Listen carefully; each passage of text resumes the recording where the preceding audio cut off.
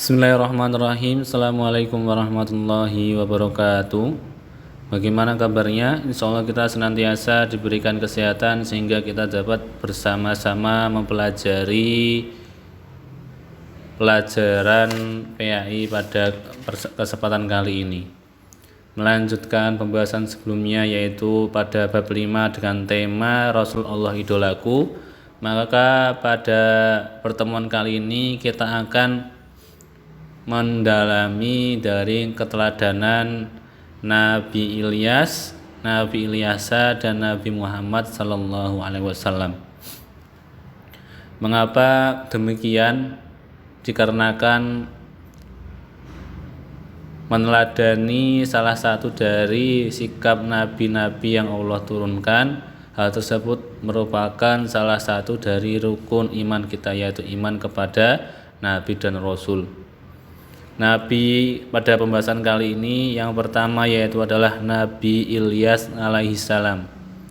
Nabi Ilyas merupakan keturunan keempat dari Nabi Harun, yaitu putra Yasin bin Fanhas bin Aizar bin Harun. Dan dakwah yang disampaikan oleh Nabi Ilyas yaitu kepada kaum Bani Israel di negeri Ba'laba.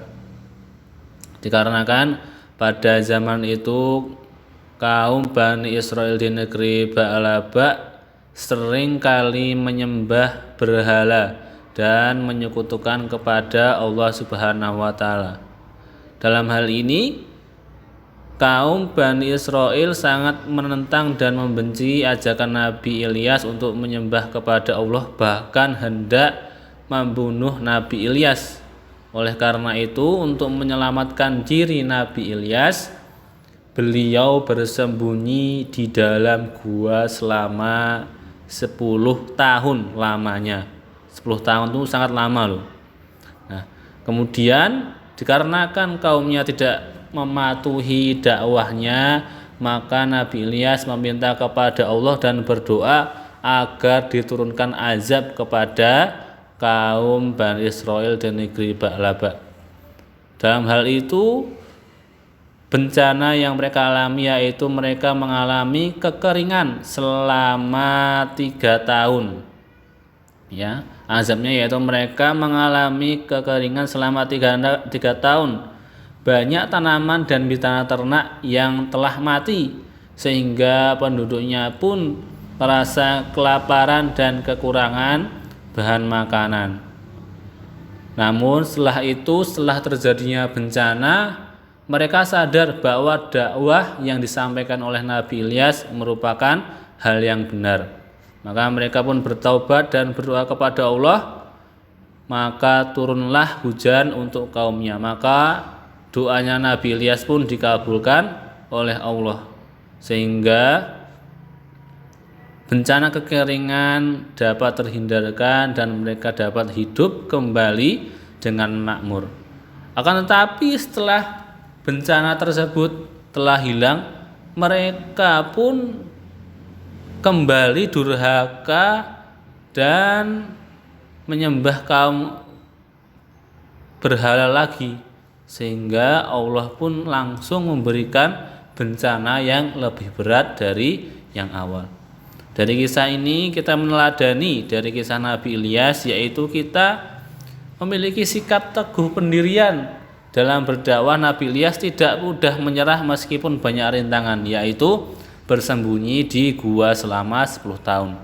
Yang kedua yaitu Nabi Ilyas senantiasa bersabar menghadapi umatnya yang tidak mau mengikuti ajakan menyembah Allah dan tidak berhenti mengajak umatnya kepada kebaikan. Sehingga ketika kita memiliki teman dalam sebuah keburukan, maka kita tidak henti-henti mengajaknya untuk kepada kebaikan. Dan juga Nabi Ilyas senantiasa berdoa atas keselamatan umatnya, sehingga kita harus mendoakan orang lain.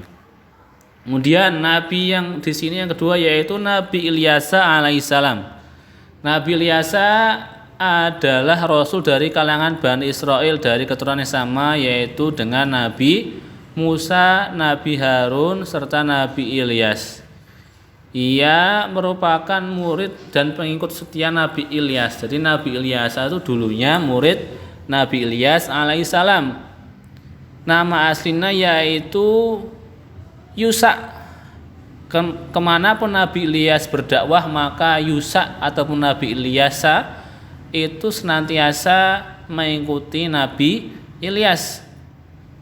Nah, waktu itu bagaimanakah Nabi Ilyas dan Nabi Ilyasa bertemu? Mereka awal mulanya Nabi Ilyas itu dikejar oleh kaumnya penduduk Ba'leba yang akan membunuhnya. Sehingga waktu itu Nabi Ilyasa itu bertemu dan menyembuhkan penyakit Nabi Ilyasa. Waktu itu Nabi Ilyasa menderita sakit yang sangat keras. Kemudian Nabi Ilyas berdoa agar penyakit tersebut diangkat dan menyembuhkan Nabi Ilyasa. Sehingga dari kisah ini Nabi Ilyas dan Nabi Ilyasa mereka pun bersahabat dan selalu bersama untuk mendakwahi kaumnya agar menyeru kepada kebaikan. Setelah meninggalnya Nabi Ilyas, kemudian Nabi Ilyasa ini diangkat menjadi nabi dan rasul untuk meneruskan tugas dakwah Nabi Ilyas, yaitu kepada kaum Bani Israel. Mereka pun masih tetap menyembah berhala, ya. Dikarenakan mereka tetap menyembah berhala, maka Allah pun juga memberikan azab kepada mereka, yaitu berupa diturunkannya azab kekeringan yang berkepanjangan. Akibatnya tanaman dan juga binatang yang mati dan kelaparan merajalela. Sehingga salah satu mukjizat dari Nabi Ilyasa yaitu ia mampu menghidupkan orang mati atas izin Allah. Dari kisah Nabi Ilyasa kita meneladani bahwasanya sikap amanah Nabi Ilyasa melanjutkan tugas dakwah Nabi Ilyas dengan sungguh-sungguh. Sehingga setelah Nabi Ilyas yaitu adanya Nabi Ilyasa alaihi salam. Sehingga beliau meneruskan amanah untuk melanjutkan dakwah Nabi Ilyas. Kemudian yaitu yang kedua yaitu sikap penuh kasih sayang Nabi Ilyasa tetap sabar dan menolong kaumnya yang mendapatkan kesulitan, serta sikap sabar Nabi Ilyasa dalam menghadapi kaumnya yang durhaka kepada Allah. Dan keteladanan yang terakhir yaitu keteladanan Nabi Muhammad SAW. Dalam hal ini tertulis dalam Quran surat Al-Ahzab ayat 21, saya bacakan. Bismillahirrahmanirrahim. Laqad kana lakum fi Rasulillahi uswatun hasanah liman kana yarjullaha wal yawmal akhira wa dzakarallaha katsira. Ya, artinya sesungguhnya telah ada pada diri Rasul itu suri tauladan yang baik bagimu, yaitu bagi orang-orang yang mengharap rahmat Allah dan kedatangan hari kiamat dan yang banyak mengingat Allah. Dari ayat ini kita ketahui bahwasanya Nabi Muhammad SAW merupakan nabi terakhir bagi umat Muslim dan umat manusia yang ada di muka bumi ini. Dan beliau nabi terakhir dari 25 nabi dan rasul. Beliau lahir pada Senin 12 Rabiul Awal tahun Gajah atau 20 April 571 Masehi. Mengapa dinamakan tahun Gajah? Dikarenakan waktu itu pasukan Yaman di bawah pasukan Abraha ingin menghancurkan Ka'bah, dan saat itu gajahlah yang ditunggangi oleh Abraha. Usahanya digagalkan oleh sekumpulan burung ababil yang diutus oleh Allah Subhanahu wa taala. Nah, sedangkan Nabi Muhammad merupakan keturunan dari Abdullah. Abdullah yaitu ayahnya telah wafat di saat Nabi Muhammad masih kecil. Sedangkan ibunya bernama Aminah. wafat ketika perjalanan di Abwa. Pada saat itu umur Nabi masih 6 tahun. Di ayahnya itu sudah wafat ketika Nabi masih kecil, sedangkan ibunya bernama Aminah wafat ketika masih umur 6 tahun. Maka waktu itu Nabi Muhammad diasuh oleh kakeknya yaitu Abdul Muthalib dan belajar menggembala domba.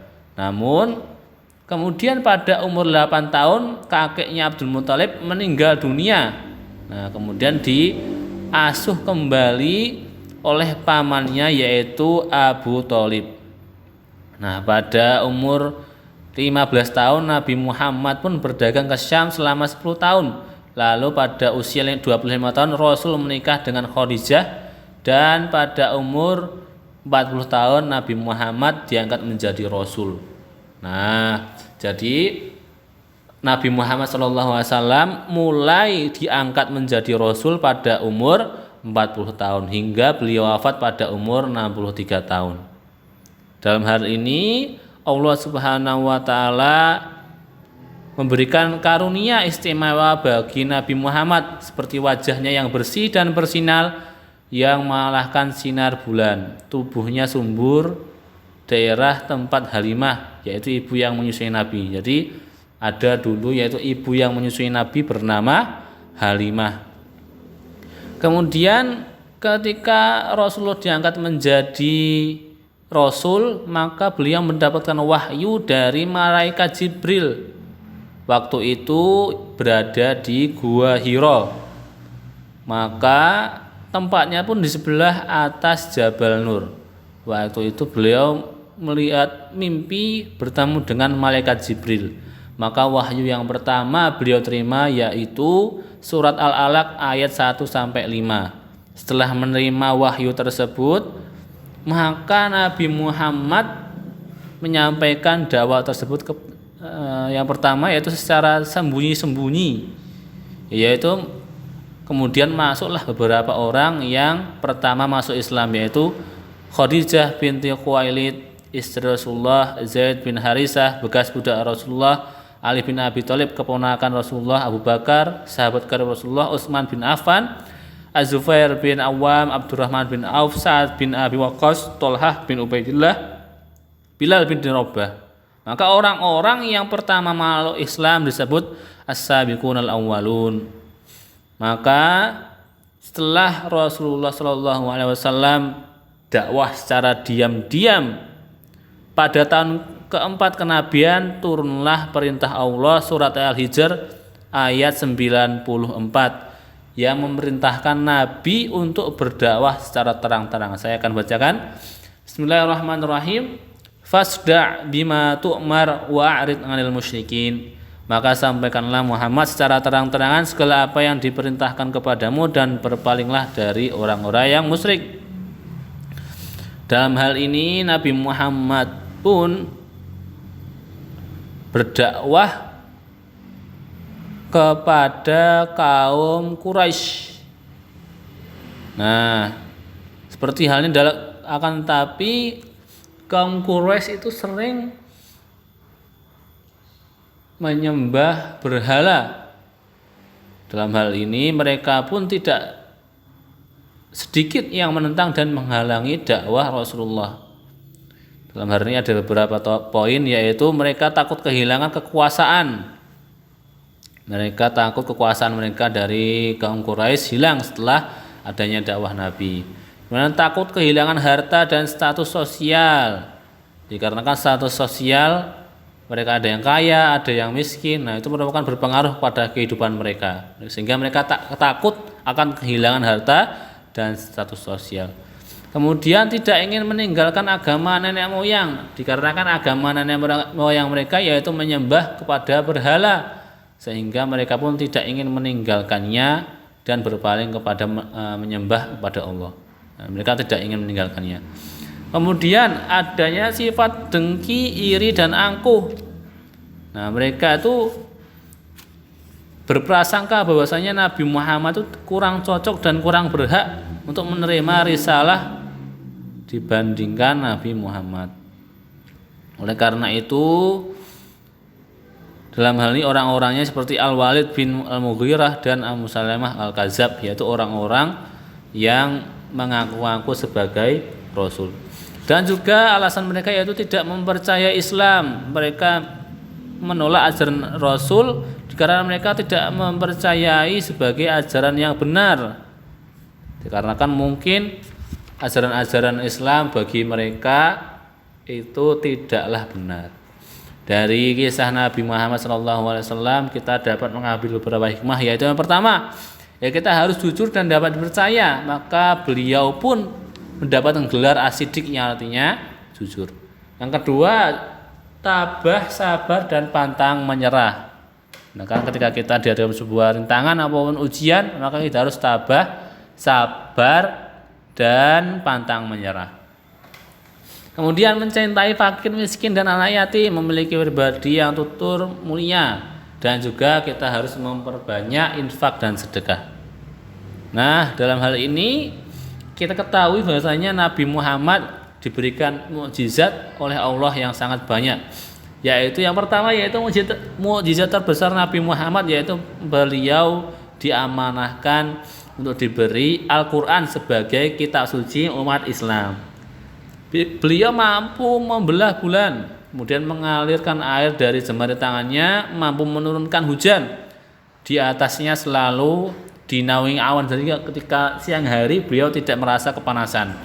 Dan juga beliau pernah melakukan perjalanan ke Sidratul Muntaha saat Isra Mi'raj.